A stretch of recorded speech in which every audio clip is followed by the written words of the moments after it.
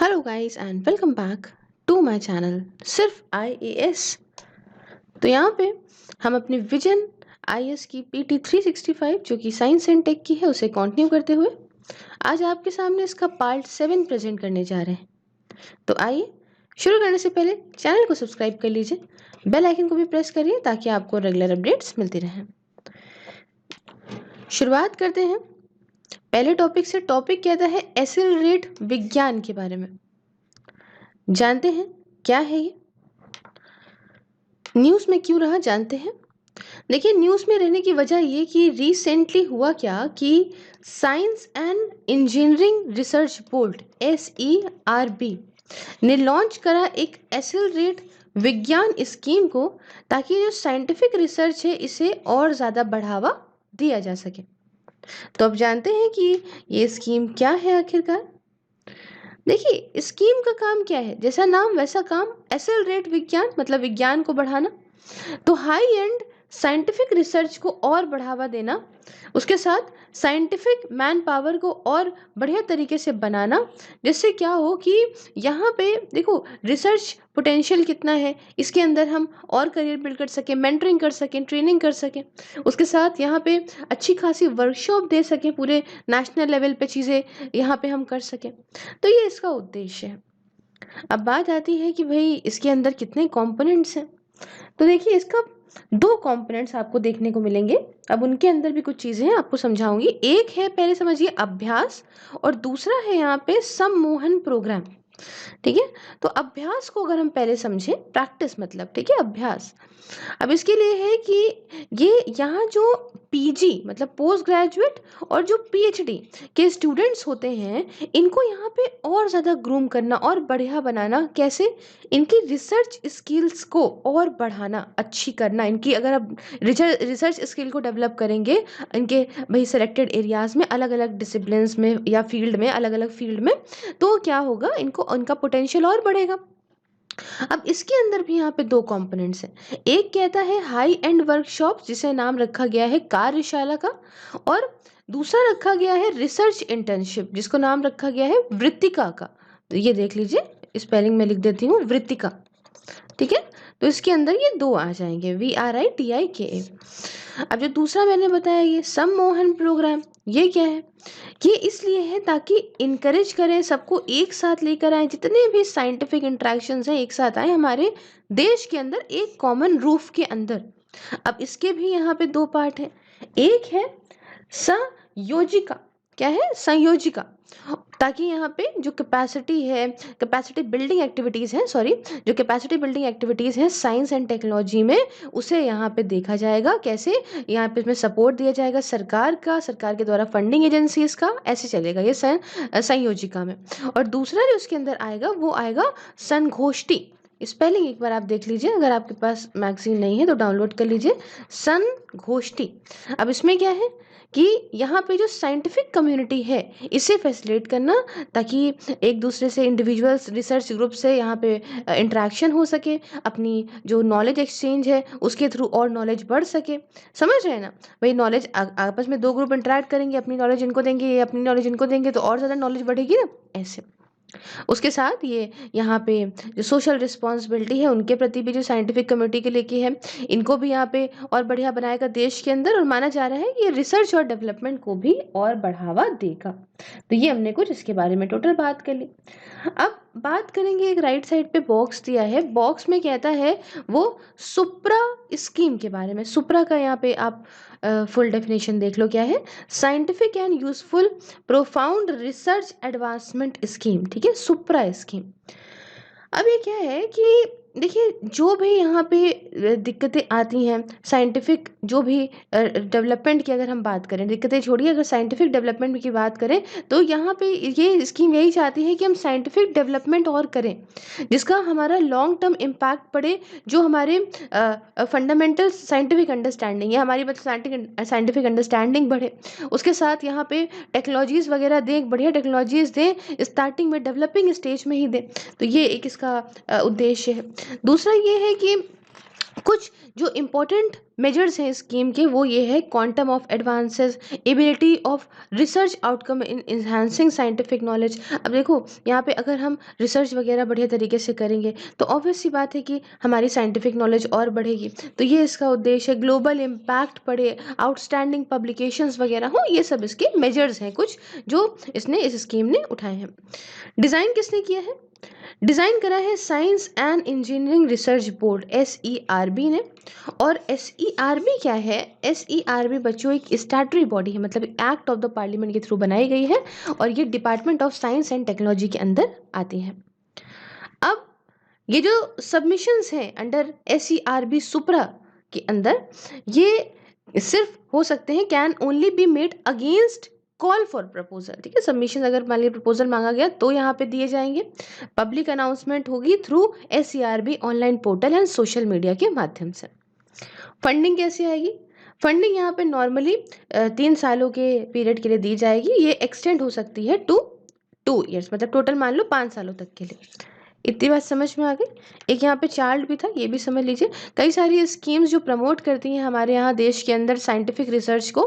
तो पहली है scheme for promotion of academic and research collaboration, ये स्पार्क है। ये क्या है? जॉइंट रिसर्च प्रोजेक्ट होते हैं ना, उनको सपोर्ट करना कोलैबोरेशन करके, जो टॉप रैंक इंडियन इंस्टीट्यूट हैं और जो ग्लोबली रैंक फॉरेन इंस्टीट्यूशंस हैं, इन सबको। दूसरा आती है बात यहाँ पे impacting research innovation and technology, मतलब इम्प्रिंट जो है ये फोकस डालती है जो सोशली रेलिवेंट, मतलब सोशली इंपॉर्टेंट जो रिसर्च है ना, हायर एजुकेशन इंस्टीट्यूशंस में, उनके ऊपर। फिर आती है prime minister research fellows scheme. ठीक है, PMRF स्कीम आती है ताकि यहाँ पे जो सबसे ज़्यादा ऐसे स्टूडेंट्स हैं, जो मेरिटोरियस स्टूडेंट्स हैं, बढ़िया स्टूडेंट्स हैं, उनको यहाँ पे इंसेंटिव वगैरह दिया जाए कि आप आगे रिसर्च करिए, है ना, अच्छे फ्रंटियर एरियाज़ में साइंस एंड टेक्नोलॉजी के, उनको फेलोशिप वगैरह दे जाके। उसके साथ एक स्कीम आती है, नाम है उच्चतर आविष्कार योजना। ठीक है, इसका काम क्या है? ये यहाँ पे industry sponsored outcome oriented research को प्रमोट करती है। तो ये कुछ स्कीम्स हमारे देश के अंदर जो चल रही हैं। बढ़ते हैं नेक्स्ट टॉपिक की तरफ। टॉपिक कहता है draft national science technology and innovation policy के बारे में। जानते हैं कि ये न्यूज़ में क्यों रहा। देखिए, वजह ये कि रिसेंटली ड्राफ्ट हमारा जो 5th national science and technology and innovation policy है, जिसे हम लोग स्टिप कहते हैं। ठीक है, क्या है? National science technology and innovation policy. तो 5th जो इसका ड्राफ्ट था उसको रिलीज करा गया department of science and technology के द्वारा। अब हम थोड़ा समझेंगे इस स्टिप के बारे में, मतलब science technology and innovation policy के बारे में। देखिए, इसका ऑब्जेक्टिव क्या है, पहले ये जानिए। उद्देश्य ये है कि यहाँ पे एड्रेस करना कि क्या आखिरकार स्ट्रेंथ है, क्या मजबूती है, क्या कमजोरी है हमारे इंडियन साइंस टेक्नोलॉजी और इनोवेशन के इकोसिस्टम में। क्या हम किस चीज़ में मजबूत हैं और किस चीज़ में हम कमज़ोर हैं। उसके बाद यहाँ पे जो सोशियो इकोनॉमिक डेवलपमेंट में हमारे देश का, उसे और तेज़ी से बढ़ाना। और यहाँ पे इंडियन जो STI है, मतलब साइंस टेक्नोलॉजी इनोवेशन का इकोसिस्टम है, इसे ऐसा बनाना कि हम पूरे वर्ल्ड में, मतलब ग्लोबली कॉम्पिटिटिव बन पाए। ठीक है, तो ये इसका ऑब्जेक्टिव है। विजन क्या है? विजन ये है कि हमें अपने आप को टेक्नोलॉजिकली आत्मनिर्भर बनाना है, सेल्फ रिलायंट बनाना है। और यहाँ पे जो इंडिया की पोजीशन है उसे टॉप 3 साइंटिफिक सुपर पावर्स में रखना है in the decade to come. अगले 10 सालों में हमें टॉप 3 में आ जाना है। समझ रहे हैं? अच्छा खासा पैसा सरकार उसके लिए खर्चा करना पड़ जाएगा। उसके साथ यहाँ पे ये भी है कि क्रिटिकल ह्यूमन कैपिटल को पे फोकस करना है, पीपल सेंट्रिक जो है यहाँ पे अप्रोच लेनी है इस साइंस टेक्नोलॉजी इनोवेशन के इकोसिस्टम में। ठीक है, उसके साथ यहाँ पे इंडिविजुअल और इंस्टीट्यूशनल एक्सीलेंस करनी है इस STI के अंदर, वही साइंस टेक्नोलॉजी इनोवेशन के अंदर। और उसके साथ यहाँ पे जो फुल टाइम इक्विवेलेंट रिसर्चर्स हैं उनका नंबर भी डबल करना है। ग्रॉस डोमेस्टिक एक्सपेंडिचर जो कि रिसर्च एंड डेवलपमेंट पे है, मतलब GERD जिसे बोलते हैं, साथ में प्राइवेट सेक्टर कंट्रीब्यूशन जो है इस GERD का हर एक 5 सालों में, ये सब समझ लो, सब डबल डबल करना है हम लोगों को काम, बढ़िया। और recently research and development statistics and indicators जो कि 2019-20 की तरफ से रिलीज करा गया था national science and technology management information के द्वारा under department of science and technology. अब क्या की फाइंडिंग्स हैं ये भी जान लेते हैं। अब देखिए इसके फीचर्स, देखिए पहले फीचर्स ये कि यहाँ पे national science technology innovation observatory को बनाया जाएगा और ये यहाँ पे सारे तरीके का डेटा होगा, सेंट्रल रिपोजिटरी होगी, मतलब सारी इन्फॉर्मेशन, सारा डेटा होगा जो साइंस टेक्नोलॉजी इनोवेशन के इकोसिस्टम का होगा, पूरा सब कुछ होगा। उसके साथ Indian science and technology archive of research, मतलब इंस्टा, ये यहाँ पे एक्सेस देगा आउटपुट का, सारे जो पब्लिकली फंडेड रिसर्च होते हैं ना, इन सब का यहाँ पे एक्सेस देगा कि क्या आउटपुट निकला है इसका। तीसरा, हायर एजुकेशन रिसर्च सेंटर और कोलैबोरेटिव रिसर्च सेंटर, ये यहाँ पे क्या देंगे, ये रिसर्च इनपुट देंगे पॉलिसी मेकर्स को, है ना, और यहाँ पे सारे स्टेक होल्डर्स को एक साथ भी लेकर आएंगे। अच्छा, यहाँ अगर आपको देखने में ज़रा सी भी दिक्कत हो रही है तो मैंने ये मैगजीन अपने टेलीग्राम पे भी फॉरवर्ड कर दी है, वहाँ से भी डाउनलोड कर सकते हो, और अगर नहीं करनी है वहाँ से तो आप विजन IAS के ऑफिशियल साइट से भी कर सकते हो। ठीक है, तो थोड़ा सा ईजी हो जाएगा कि एक पेज में सब कुछ आ नहीं रहा था और ये कटिंग करने में प्रॉब्लम हो रही थी, तो I have put it in that way. हालांकि दिख जाएगा, थोड़ा सा रेजोल्यूशन बढ़ा लीजिए। खैर, उसके बाद रिसर्च इन इनोवेशन प्रैक्टिसेस, है ना, इनोवेशन प्रैक्टिसेस में रिसर्च करी जाएगी और ये बहुत इंपॉर्टेंट भी होगा यूनिवर्सिटी जो है, कॉलेज या टीचर प्रोफेशनल के डेवलपमेंट प्रोग्राम के अंदर। उसके साथ mission, advance mission in innovative research ecosystem, admire जो है ना, ये जो इनिशिएटिव है ये क्या कर रहा है, ये हाइब्रिड फंडिंग मॉडल बना रहा है, मतलब यहाँ पे अलग अलग जगह से फंडिंग होगी। और research and innovation excellence framework जो रीफ है, इसे भी डेवलप करा जाएगा ताकि क्वालिटी रिसर्च की ओर बढ़ाई जाए। उसके साथ institutional architecture to integrate traditional knowledge system TKS and grass root innovation, ये क्या है, ओवरऑल एजुकेशन के लिए, रिसर्च के लिए, इनोवेशन सिस्टम के लिए बनाया गया है। और आखिरी में क्या है, and India centric equity and inclusion E&I charter भी डेवलप करा जाएगा ताकि हर तरह का जो ये भेदभाव होता है ना, डिस्क्रिमिनेशन होता है ना, इससे टैकल करें। जैसे LGBT+ है ना, लेस्बियन, के, बायसेक्सुअल, ट्रांसजेंडर, क्वीर, है ना, LGBTQ+ कम्युनिटी जो है, इसको भी इंक्लूड करा जाएगा जेंडर इक्विटी कन्वर्सेशंस में। इतनी बात समझ में आ गई। ये कुछ ऐसा चार्ट दिया हुआ है परसेंटेज के हिसाब से। देखिए, इंडिया का गर्ड हैज़ ट्रिपल बिटवीन 2008 to 18, ये सब है। नंबर ऑफ रिसर्चर्स पर million population has double since 2000। तो ये सारा कुछ डेटा दिया गया है। अब कुछ बातें हम थोड़ा सा जान लेते हैं ये स्टेप 2013 के बारे में। ठीक है, देखिए स्टेप समझ गए ना, स्टेप क्या होता है, science technology and innovation policy. तो ये 2013 वाली थी, इसका एम ये था कि हम, वही वाली बात कि साइंस एंड टेक्नोलॉजी जो लीड इनोवेशन होते हैं, इस ऐसा इकोसिस्टम जो है कि साइंस एंड टेक्नोलॉजी के थ्रू जो होते हैं हमारे देश के अंदर इनोवेशंस, उन्हें और प्रमोट करें और इनको यहाँ पे साइंस टेक्नोलॉजी इनोवेशन से लिंक करें। जो साइंस टेक्नोलॉजी इनोवेशन है, इसे लिंक करें सोशियो इकोनॉमिक प्रायोरिटीज से भी, तब हमारा देश और ऊपर चलेगा। ये पॉलिसी जो थी, इसने इंडिया का जो पार्टिसिपेशन था इस पूरे वर्ल्ड के ग्लोबल मेगा साइंस इनिशिएटिव में, उसे और बढ़ाया। जैसे कि laser interferometer gravitational wave observatory, जिसे हम लोग LIGO बोलते हैं। उसके साथ द लार्ज हैड्रन कोलिडर, मतलब इसे LHC सन बोलते हैं।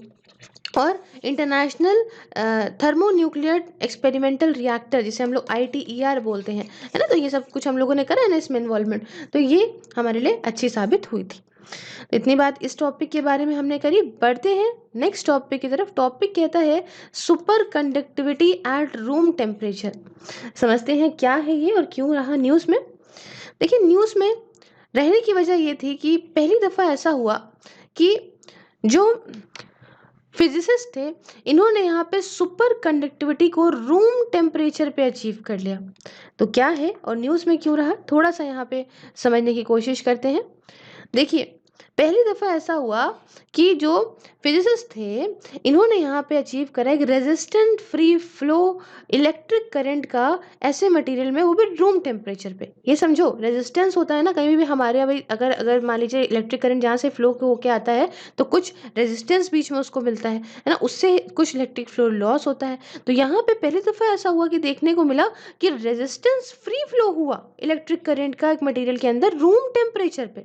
समझो, मतलब 15 डिग्री सेल्सियस पे अगर हम बात करें तो ये 59 डिग्री फ़ारेनहाइट पे। अब जो यहाँ पे मटेरियल यूज़ किया जाता है, ये कॉम्बिनेशन है कॉपर, सल्फर और हाइड्रोजन का। हालांकि देखिए, जो सैंपल साइजेस को यूज़ करा गया है वो काफ़ी माइक्रोस्कोपिक है, बहुत छोटे-छोटे हैं, और जिस प्रेशर पे सुपर कंडक्टिविटी निकल के आई है वो अभी भी स्टिल रादर इम्प्रैक्टिकल है। हालाँकि लेकिन जो हमने ये अचीवमेंट पाई है, इससे ये तो है कि भई आगे आगे जो है भई रास्ता बनता है कि हाँ, हम सुपर कंडक्टिविटी को जनरेट कर सकते हैं एटमॉस्फेरिक कंडीशंस में, ये बात तो है। और अभी तक scientist have been able to make material super conduct only at temperature below 0 degree Celsius. अब पहले अभी तक सीन क्या चल रहा था कि साइंटिस्ट सुपर कंडक्टिव तो बना रहे थे मटीरियल को, लेकिन सिर्फ टेम्परेचर जो होता था ना, ये बहुत कम होता था, 0 डिग्री सेल्सियस से बहुत कम होता था, तब बनती थी सुपर कंडक्टिव जो है मटेरियल। एंड हेंस ये जो है and hence making practical utility very difficult. भाई प्रैक्टिकली तो बहुत मुश्किल हो जाता था ना कि 0 डिग्री सेल्सियस से भी कम यहाँ पे जो है हम टेम्परेचर लेके जाएं, क्योंकि इतना लो टेम्परेचर को मेंटेन करना ये एनर्जी इंटेंसिव है, बहुत महंगा पड़ जाएगा आपको। समझ में आ गई बात? तो ये कुछ बातें हैं, देखिए यहाँ पे। अब थोड़ा सा आगे बढ़ाएंगे चीज़ों को और कुछ सुपर कंडक्टिविटी के बारे में बात जानेंगे। देखिए सुपर कंडक्टिविटी के अंदर आपको दो एलिमेंट देखने को मिलेंगे, एक आता है जीरो इलेक्ट्रिकल रेजिस्टेंस और दूसरा आता है मेसनर इफेक्ट। तो अब क्या है दोनों समझते हैं, है ना। यहाँ पे ये देख लीजिए, ये देख लीजिए दोनों, ये मेसनर इफेक्ट तो आप ऐसे इसमें देख लेंगे, अभी आपको समझाती हूँ अच्छे से।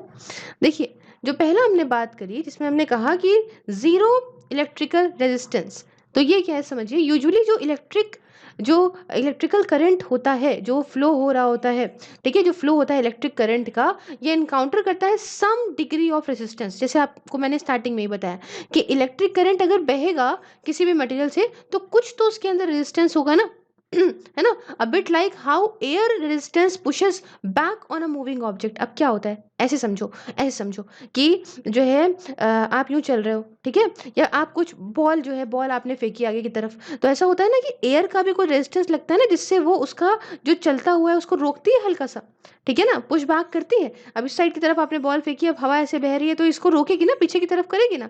ऐसे ही क्या होता है, ऐसे इलेक्ट्रिक करंट में भी होता है कि इलेक्ट्रिक करंट कहीं से बह रहा है तो कुछ उसको रेजिस्टेंस मिलता है उस मटेरियल में, समझ रहे हो। अब इसमें क्या होता है कि अगर इलेक्ट्रिक रेजिस्टेंस कम हो तो उतनी आसानी से बह जाएगा इलेक्ट्रिक करंट। अब ऐसे समझो, अगर जिसे नहीं समझ में आ रहा उसको समझाओ। जैसे मटेरियल है, ठीक है, उसके अंदर मान लो किसी तार के अंदर इलेक्ट्रिक करंट बह रहा है, अब यहाँ से बड़ी जोर से रेजिस्टेंस लग रहा है, तो क्या होगा, इसको आगे बढ़ने में प्रॉब्लम होगी। अगर ये रेजिस्टेंस कम लगे तो इसको आगे बढ़ना आराम से फ्रीली बहेगा। तो बस यही चीज़ कहने की बात है कि अगर रेजिस्टेंस कम है तो इलेक्ट्रिक करंट आराम से बहेगा, और अगर रेजिस्टेंस बहुत ज़्यादा है तो इलेक्ट्रिक करंट को यहाँ पे फ्रीली जो है फ्लो करने में प्रॉब्लम आएगी, डिफिकल्ट होगी। इतनी बात समझ में आ गई। तो जीरो इलेक्ट्रिकल रेजिस्टेंस का मतलब समझे कि इलेक्ट्रिकल रेजिस्टेंस नहीं है तो आराम से फ्रीली इलेक्ट्रिक करंट चलेगा। और अब जो हमने दूसरा बताया, दूसरा है मैसनर इफेक्ट। अब ये देखिए क्या है, पहले स्पेलिंग देख लीजिए, ये देखिए। अब इसको समझते हैं हम इस डायग्राम से।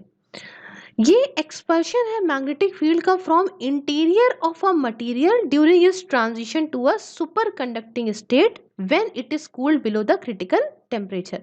अब देखो यहाँ पे क्या है कि यहाँ पे ये नॉर्मल चल रहा है, ठीक है, नॉर्मल चल रहा है। अब इसमें क्या है कि देखो टेम्परेचर ज़्यादा है तो यहाँ पे मैग्नेटिक लाइंस जो है वो इससे चली जा रही, ठीक है। लेकिन यहाँ पे क्या हो जाएगा, जब टेम्परेचर कम हो जाएगा, जब ये सुपर कंडक्टिव स्टेट की तरफ बढ़ेगा, जब ये ठंडा किया जाएगा मटेरियल, तो इसमें क्या हो जाएगा कि ये देखिए यहाँ पे ये अंदर का मटेरियल हो जाएगा, एक्सपेल कर जाएगा, ठीक है, और इससे मैग्नेटिक लाइंस होके नहीं गुजर पाएंगी। अब ये देखिए यहाँ से होके गुजरने लग गई हैं, ठीक है। यही होता है, ये एक्सपल्शन है मैग्नेटिक फील्ड का from interior of a material during is transition to a super conducting state. जब इसको ठंडा किया जाता है, बदला जाता है, सुपर कंडक्टिंग स्टेट में लाया जाता है बिलो द क्रिटिकल टेम्परेचर। तो आई होप आपको ये बात समझ में आ गई होगी। अब बात आती है कि कुछ फायदे, क्या पोटेंशियल बेनिफिट्स हैं सुपर कंडक्टिविटी के रूम टेम्परेचर पे। भाई क्या फ़ायदा मिल जाएगा अगर हम ऐसा कर देंगे तो, है ना, क्या फ़ायदा मिल जाएगा आप बताइए। तो पहला फ़ायदा तो यही है, मेडिकल और बायो फार्मा एप्लीकेशंस में क्या फ़ायदा है। देखिए सुपर कंडक्टिंग मटेरियल जो होते हैं ना, इनको न्यूक्लियर मैग्नेटिक रेजोनेंस में यूज़ किया जा सकता है, साथ में मेडिकल मैग्नेटिक रिसोर्स इमेजिंग में यूज़ करा जा सकता है। मतलब एमआरआई हुआ होगा, कई लोगों का होता है, आप में से भी बहुत लोगों का होगा, आपको थोड़ा सा आइडिया होगा इस बारे में। तो ये यहाँ पे भी काम आया जा सकता है। उसके साथ super conductivity eight big science, अब यहाँ पे कैसे मददगार है, हाई एनर्जी फिजिक्स जो है बहुत तेज़ बढ़ेगा।